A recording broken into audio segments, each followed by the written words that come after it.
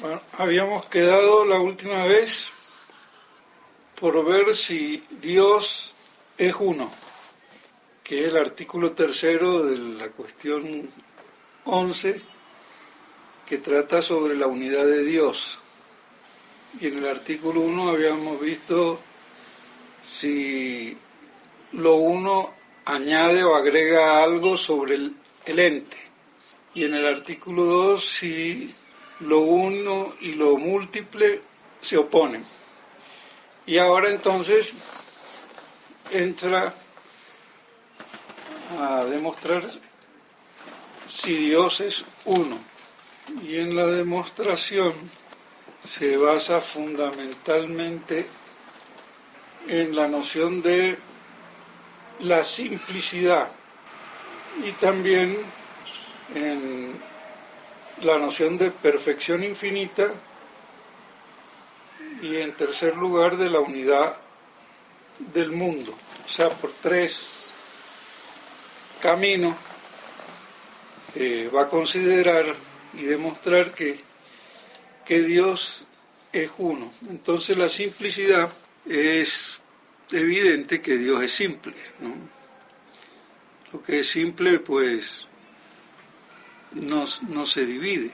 Entonces él va a razonar así. Es manifiesto que aquello que singulariza que tal cosa o que esto sea algo, hace que de ningún modo sea comunicable a muchos, ¿no? Porque si singulariza, particulariza a que sea esta cosa y no otra distinta, por ende, entonces eso no es comunicable, porque si fuera comunicable, pues no sería esta cosa, sino que podría ser la otra. Ese viene a ser el razonamiento. Entonces, como Dios es su propia naturaleza, como hemos visto, o su propia esencia, entonces, y eso es lo que lo singulariza, o lo particulariza, no usa la palabra, pero bueno, entonces, eso es propio de Dios y no se puede comunicar a otro, es evidente. Entonces, volvemos al principio de que Dios, al ser su propia esencia, su propia naturaleza, el ipsum esse subsistem, y eso es lo que lo singulariza, lo hace ser Dios, o mejor dicho, no lo hace porque Dios no se hace, pero lo hace que justamente es lo que constituye a Dios. Eso no se puede comunicar a otra cosa fuera de Dios, es evidente. Entonces, por eso es imposible que haya varios o muchos dioses. El otro camino es por la perfección infinita. Y como ya hemos visto, que Dios comprende en sí toda la perfección del ser, porque es la plenitud de ser, entonces no puede haber otra perfección igual, porque si Él es la plenitud de ser, o totam perfectionem essendi, o sea, toda la perfección del ser es Él, entonces eso no puede dividirse, multiplicarse. Y lo cual, si hubiera varios dioses, se distinguirían por algo que el uno no tiene, que el otro tiene. Entonces habría una imperfección, entonces no puede haber dos dioses, o tres, o muchos. ¿Por qué? Porque si hubiera más de un dios, se distinguiría porque alguno tendría algo distinto y por eso se distinguen, porque si fueran en todo igual sería la misma cosa. Es un razonamiento simple y evidente, ¿o no?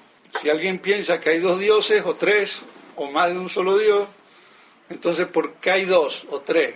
Si Dios es la plenitud de ser y yo considero dos dioses, entonces alguno no sería la plenitud de ser, porque al ser distinto, por ser dos o tres o lo que fuera, se distinguirían por alguna perfección que el otro no tiene. Entonces contradice la misma noción de Dios como perfección infinita o plenitud de ser, que es lo mismo. Y el otro camino es por la unidad del mundo. Vemos que hay una pluralidad de cosas diversas, pero que todas concurren a un fin, a un orden que debe de estar fijado por alguien, porque si no sería el azar. Hay un orden, hay Entonces, dentro de toda esta diversidad hay una constante, podríamos decir así, en cuanto a que hay un orden, un fin al que todas esas cosas tienden. Y aun si se quieren, se someten, sobre todo en el mundo inanimado. En los planetas hay un orden. El único que puede crear el desorden es la criatura racional o intelectual, sea el hombre o el ángel. Pero ya eso es por otro factor, por la libertad que se desvía. Pero es evidente que hay un orden en la diversidad del cosmos, del mundo, del universo, y entonces hay un principio ordenador por encima de toda esa diversidad. Y entonces, por eso, lo múltiple se reduce a lo uno por un orden y que vendría a ser la causa de la unidad. Entonces, ese principio ordenador del mundo, esto también se relaciona con la quinta vía de la prueba de la existencia de Dios, ¿no? De la inteligencia ordenadora o del principio ordenador del universo. Bueno, entonces es uno. Y lo múltiple tiene por eso su principio en lo uno. Y lo uno no puede tener su principio jamás a la inversa, en lo múltiple. Por eso todo se reduce, la diversidad y la multiplicidad se reduce a lo uno, que es en sí más perfecto que lo múltiple, ¿no? Que lo diverso. Entonces hay un solo Dios, Dios es uno. Después en el artículo 4 se pregunta si Dios es máximamente uno o si Dios es el ser uno por antonomasia, ¿no? Máximamente uno. Y dice lo que es uno es un ente indiviso, y lo que es máximamente uno es necesario que sea entonces máximamente ente, ens, y máximamente indiviso. Entonces, aquí, si Dios es máximamente uno, queda demostrado porque lo que es uno es el ente, y lo que es máximamente uno tiene que ser entonces máximamente ente. Y como el ente es uno, entonces al ser máximamente ente es máximamente uno, y Dios es ese ente máximamente uno e indiviso. El ente por esencia es uno. Bueno, aquí no habla de, más bien se centra en el trascendental entre ente y uno. Entonces sí, tiene que ver con que es su esencia pero el argumento se enfoca en la unidad del ente. Entonces, si el ente es uno, y yo me estoy preguntando si Dios es el ente máximamente uno, entonces tiene que ser máximamente ente, y así es máximamente uno y máximamente indiviso. Y como es el ente máximamente uno, es el ente máximo, es el máximamente uno. Ahora, ¿por qué es el máximamente ente? Porque sí, en definitiva es su propia naturaleza, esencia y su mismo ser subsistente, pero como atributo de la unidad del ente. ¿Sí me explico? Entonces, máximamente uno. Oportet quod sit et maxime ens est et maxime indiviso.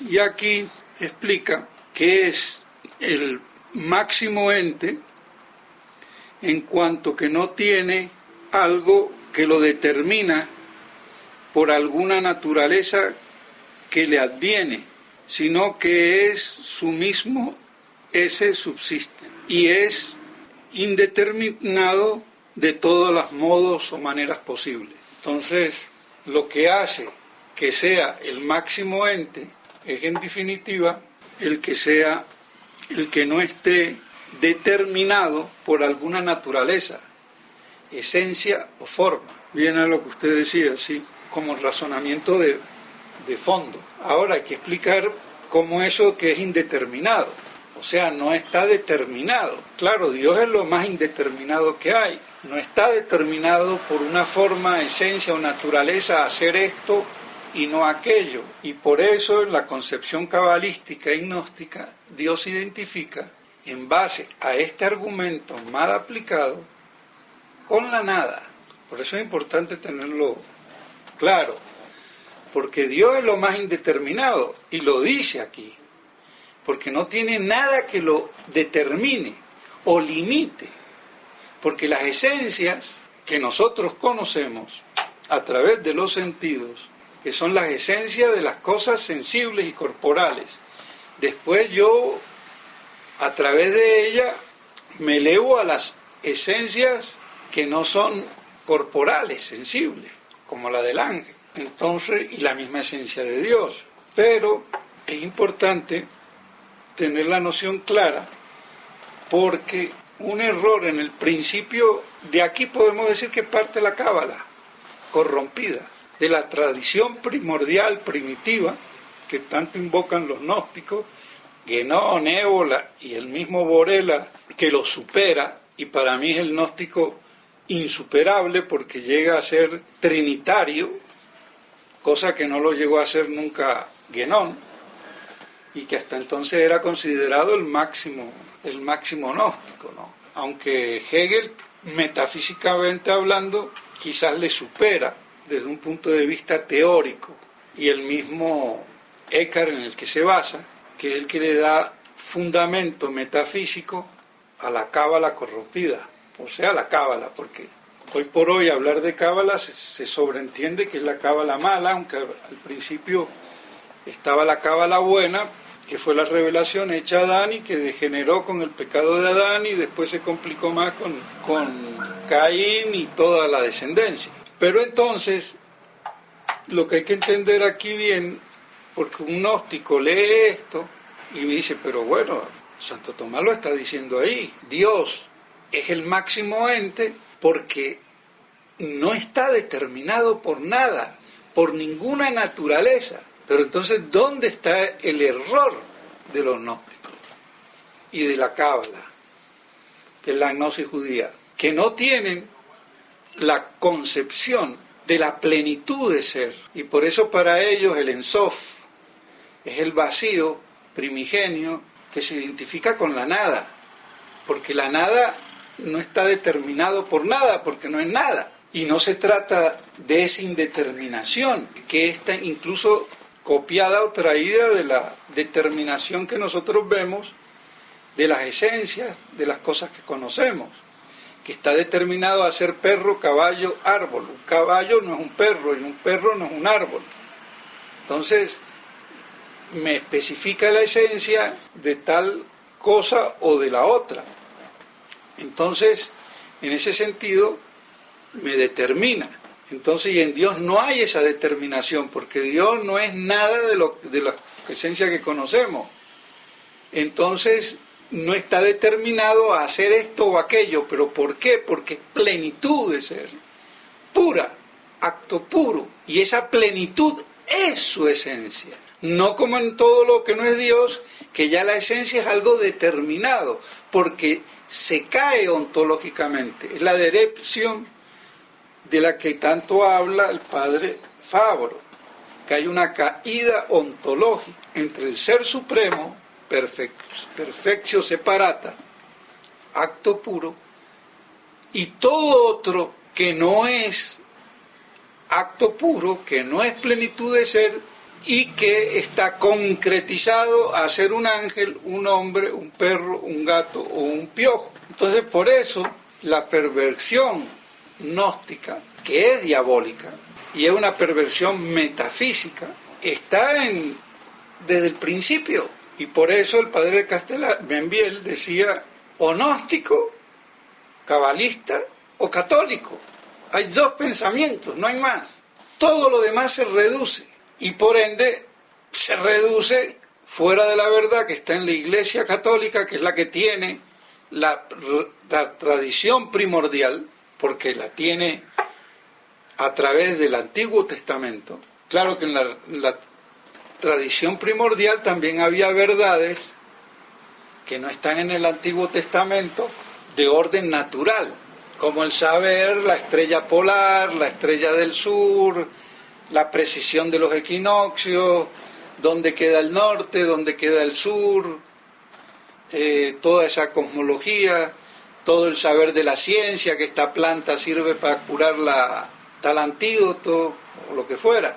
Pero lo que atañe a Dios propiamente está todo en el Antiguo Testamento, de una manera que después se perfecciona con el Nuevo Testamento a partir de Cristo, porque Él es la plenitud de esa revelación primitiva, que es lo que no entienden los gnósticos. Pero el punto de partida del Zohar y de la Cábala, no sé, judía, y de los gnósticos, es que separan dialécticamente ser y nada como tesis y antítesis, y las sintetizan en un ser que por un lado es la absoluta nada, indeterminada, porque yo no puedo decir que Dios sea esto o lo otro, a la manera que yo conozco las esencias de las cosas.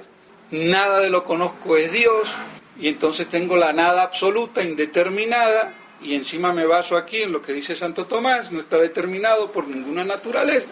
Y la antítesis es algo, porque yo al nombrarlo estoy diciendo por lo menos que existe, que es, aunque sea ínfimamente. Entonces es absolutamente nada y es algo, es un ser. Entonces se identifica por ese lado con el ser, pero a su vez sin separarse de la nada, y así entonces en su constitutivo formal, según yo lo enfoque, va a ser la absoluta nada, y por el otro lado va a ser el ser, pero no pleno, sino un ser que se va a ir desplegando en sus nombres o atributos divinos, que son los 10 sefirot, que se identifican con el ser de Dios, pero me van revelando algo de Dios que no conozco y se perfecciona. Entonces por ahí viene entonces toda la cuestión de ese despliegue dialéctico y sintético entre el ser y la nada, y el conocimiento internamente que hay de lo que es Dios. Y eso es la esencia de la Cábala y de la gnosis, que no todos la captan, y eso es lo que buscan todos los gnósticos desviadamente. Pero si supieran un poquito de metafísica tomista y después de teología tomista, no caerían en esas aberraciones. Ahí es donde está el problema. Pero eso no es para todo el común de los mortales, porque entonces, por eso en definitiva, o el Dios católico, plenitud de ser, y el Dios gnóstico cabalístico, indeterminación de ser, son las dos concepciones irreductibles que hay, y todas las otras posiciones se reducen a lo uno o a lo otro. Y como el error es múltiple, mientras que la verdad es una, entonces va a haber la multiplicidad de desviaciones, de gnosis, y por eso las gnosis hindúes, las gnosis egipcias, las gnosis paganas, y la gnosis judaica, que es la cabalista, que viene a ser la más perfecta, y que de ahí tiene la impronta después la gnosis con el ingrediente judaico que va a nutrir y sintetizar todas las otras gnosis paganas, y hacer una gnosis, por así decirlo, revelada, porque los únicos gnósticos verdaderos que me van a hablar de revelación, además de la primitiva, son los judíos, con el Antiguo Testamento, cosa que no tienen los otros. Los otros tendrán nada más la primitiva venida por tradición oral. Los judíos van a tener esa primitiva por tradición oral, descompuesta y tomada del paganismo en Egipto y en Babilonia, pero después pulida y cristalizada en la gnosis judaica o propiamente cábala. Y eso es lo que explica el padre Membiel, y todos estos discipulillos del padre Membiel que hablan de la cábala no lo captan, porque el problema no es ni histórico ni etimológico, es metafísico. Entonces, para entender esto hay que ser metafísico, bueno o malo, pero metafísico. Y después, bueno, porque para poder rechazar la cábala pervertida. Entonces, por eso es importante tenerlo esto bien claro.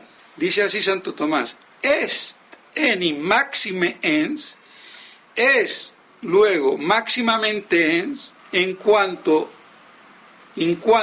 est non habens aliquot esse determinatum per aliquam naturam qui adveniat. Es máximamente ente en cuanto no tiene un ser determinado por alguna naturaleza que le adviene, sino que es el mismo ser subsistente.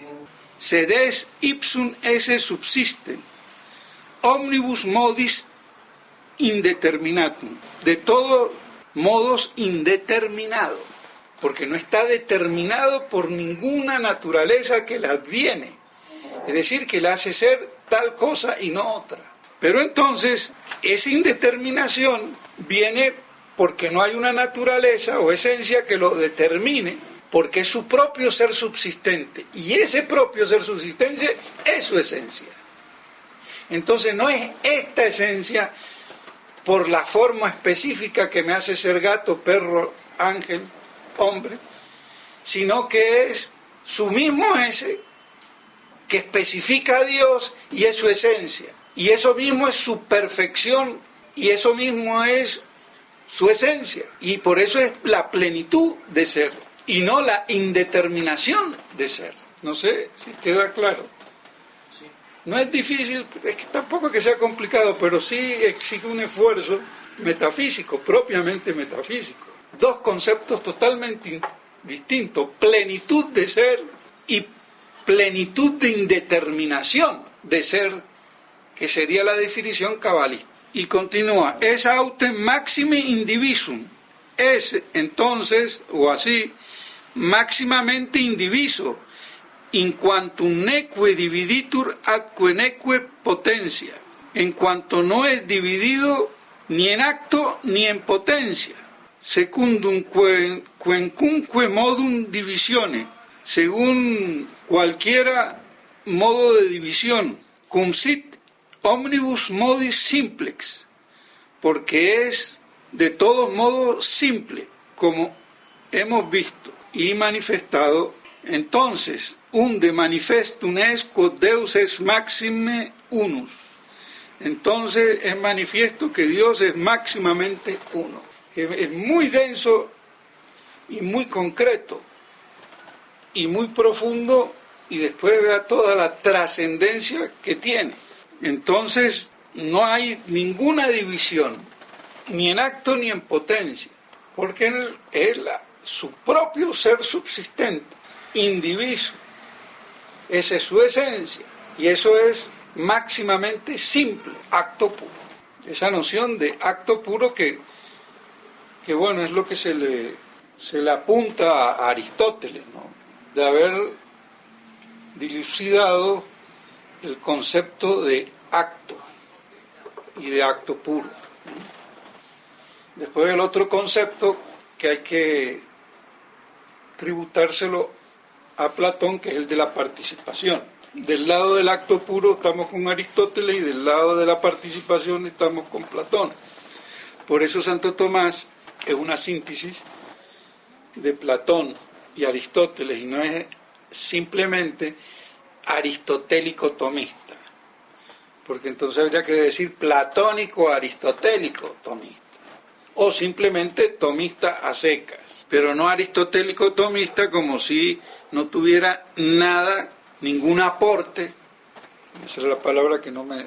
el aporte de Platón de la participación como el aporte aristotélico del acto puro.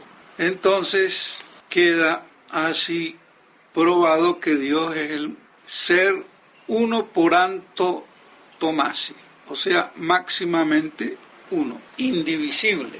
Y ahora pasas a la cuestión 12, donde se trata de qué modo conocemos a Dios. Y en el artículo primero se pregunta si algún intelecto creado puede ver a Dios por esencia. nada más ni nada menos. Esto también tiene sus vericuetos y bemoles. Santo Tomás va a partir diciendo que todo es conocible, cada cosa es conocible según está en acto, porque yo no puedo conocer sino lo que está en acto. Por eso la nada en sí no se conoce, porque es potencia pura. La conocemos de rebote por el ser, por el ente, por el acto, porque el acto, los entes están en acto, por eso son y existen, y por eso todo conocimiento parte de lo que es, y lo que es lo que está en acto. Y aquí no partimos como el del descartado de René Descartes, que es un descartado, no sé si en francés Descartes quiere decir descartado, pero en español le pega bien la traducción Descartes o rima descartado, que es la duda. Uno nunca parte de la duda, uno nunca parte de lo posible, uno parte siempre de las cosas que son, que existen, y por eso partimos del conocimiento sensible a través de los sentidos, que conocemos las cosas corporables, sensibles, y abstraemos las esencias, y después ascendemos al conocimiento superior hasta llegar a la naturaleza divina, al ser divino. Pero lo primero es lo existente, y lo existente sensible.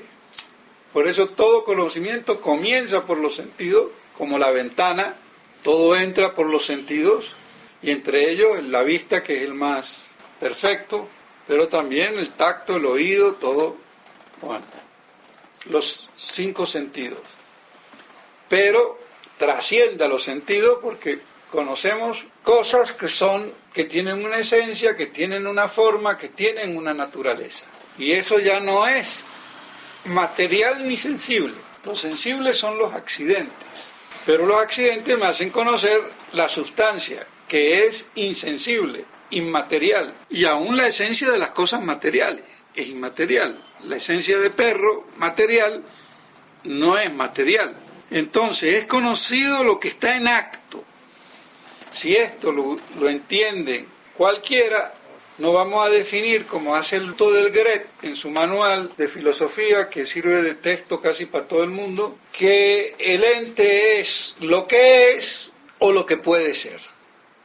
Y cuando pone y lo que puede ser, ya es modernista, es cartesiano, porque el ente es lo que es, no lo que puede ser. Porque lo que puede ser no es. Y yo conozco lo que es, lo que está en acto. Así de sencillo y de claro.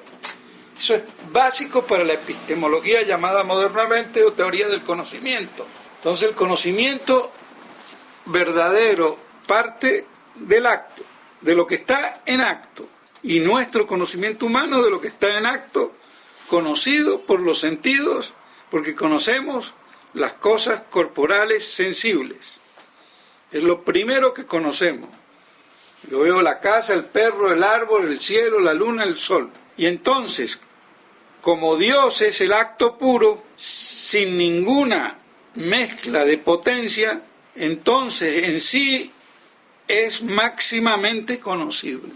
Porque si yo conozco lo que está en acto, y Dios es el acto puro, entonces, sin ninguna mezcla de potencia, en sí mismo es lo máximamente conocible. Y él le dice: Deus qui es actus puros absque omni permixtione potentiae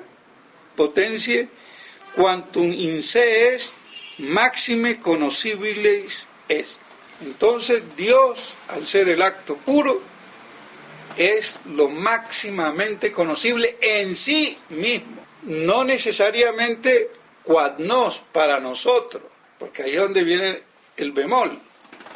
Entonces, en sí mismo, al ser el acto puro, es lo máximamente, aunque no sea lo primero que yo conozca, porque Descartes, para salir de su duda universal, recurría a la existencia de Dios para probar la existencia de las cosas. Pienso, luego existo. Al revés, como el homosexual. Invierte el conducto natural de la procreación. Aquí se invierte el conducto natural de la procreación intelectiva del conocer y lo da vuelta. Y con él toda la filosofía moderna. Entonces, porque yo a Dios lo conozco, es lo máximo conocible en sí, pero no es lo primero que yo conozco, porque yo no conozco a Dios directa e inmediatamente, ni tengo la idea innata de Dios como principio per se nota. Yo después elaboro la noción de Dios, pero eso viene de una elaboración intelectual del conocimiento humano a través de un desarrollo metafísico, que es muy distinto. Por eso el bemol que hay, porque el máximo conocido, lo dice Santo Tomás, pero hay los parámetros. Por eso es del sabio distinguir. Ve un principio, lo absolutiza, descarta todo y ahí va. ¿Y qué hace? Llega a todo menos a la verdad. Entonces por eso hay que saber ponderar las cosas. Sin embargo, como es el máximo conocido en sí, algunos intelectos no lo conocen, sin embargo, porque hay un exceso de inteligibilidad sobre el intelecto, como el sol, que es máximamente visible, no se puede ver por los murciélagos, no lo pueden ver los murciélagos, por el exceso de inteligibilidad. Entonces por eso, aunque es lo máximo conocible y por sí mismo, no es para nosotros ni lo primero que conocemos, ni para muchos intelectos conocido por el exceso. Y por eso muchos llegan hasta a negar la existencia de Dios. Aquí pasa a demostrar por qué es lo máximo conocible. Y aquí viene otro bemol, porque va a hablar de la beatitud eterna o la última, o sea, la felicidad última, y la va a utilizar como ingrediente, como para complicar más la cosa. Cum enim ultima hominis beatitudo in altissima eius operatione consistat, como la última beatitud altísima del hombre consiste en su operación, que es la operación intelectual, que es operatio intellectualis, si nunquam essentiam Dei videre posset intellectus creatus. Entonces, si la operación intelectual nunca pudiera conocer o ver, dice aquí, la esencia de Dios, el intelecto creado, entonces nunquam beatitudine obtinebit, jamás la beatitud se obtendrá, o en otra cosa consistiría la beatitud fuera de Dios. Se la pone difícil, porque hace una disyuntiva. Pone el argumento de la beatitud última como la operación intelectual del hombre, y si nunca la pudiera conocer a la esencia, entonces ¿para qué? La inteligencia no serviría para nada, porque si la operación intelectual en su máximo grado atinge o debe de atingir o llegar a la beatitud última, que es conocer la esencia de Dios, y aquí hay un problema, porque bueno, hay un problemita ahí, un bemol, entonces sería inútil un intelecto que no llega a ejercer la operación última del inteligir, que es conocer la beatitud eterna, que es la esencia de Dios. O, para complicarla más, entonces Dios no sería la beatitud última del hombre. Mejor dicho, aquí Santo Tomás lo hace a uno reventar en dos palabras, y por eso bemoles. Pero los bemoles estos van más allá, porque no para la cosa aquí. Se sigue complicando. Y dice, esto es contrario a la fe, el argumento de fe. Esto es contrario a la fe. O sea, esas dos opciones, o que el intelecto no lograría su última perfección intelectual conociendo la beatitud eterna, por eso la beatitud eterna es una visión, un conocimiento intelectual de la esencia divina. Entonces una inteligencia que no conoce últimamente aquello que debe de conocer, la esencia de Dios, y está el bemol, de entonces quiere decir que el intelecto creado puede conocer la esencia de Dios, pero ¿cómo? Si la esencia de Dios es sobrenatural. Aquí estamos entonces hablando de fe mezclando con filosofía, con metafísica. Entonces hay un bemol que hay que distinguir. Pero entonces él dice sería inútil.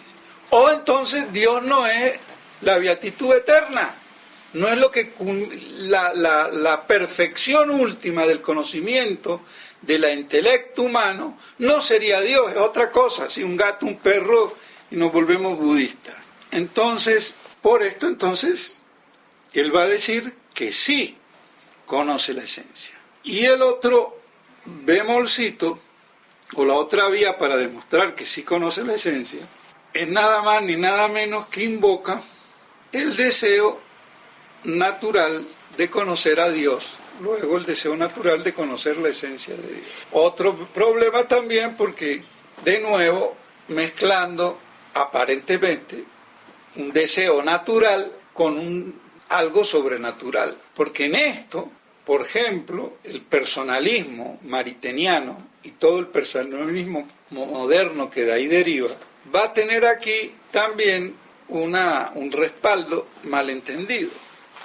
Entonces, Santo Tomás va a decir, aparte del argumento de la beatitud última, el otro argumento del deseo natural. Y dice, hay en el hombre el deseo natural de conocer la causa, que es intuida por el efecto.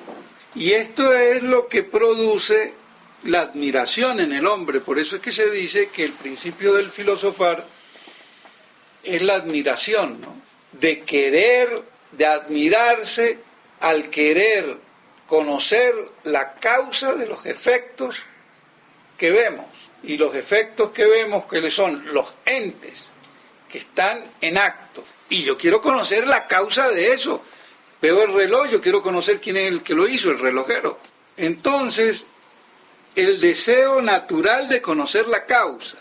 Y así entonces el intelecto racional de la criatura no atingiría a conocer la causa primera de las cosas y quedaría el deseo natural insatisfecho. Entonces complica todo porque está basándose en el deseo natural de conocer la causa. Entonces aquí viene el problema que hay que explicar, o el bemol. Pero Santo Tomás, sin entrar en más explicaciones, con esto se da por despachado y dice: unde simpliciter conoscendum est quod beati Dei essentiam videat. Entonces, hay que considerar absoluta o simplemente que los beatos conocen la esencia de Dios. Entonces queda para explicar este problemita, pero ya para la próxima, del deseo natural de conocer la esencia de Dios. Porque esto está muy de moda hoy con el personalismo maritaniano.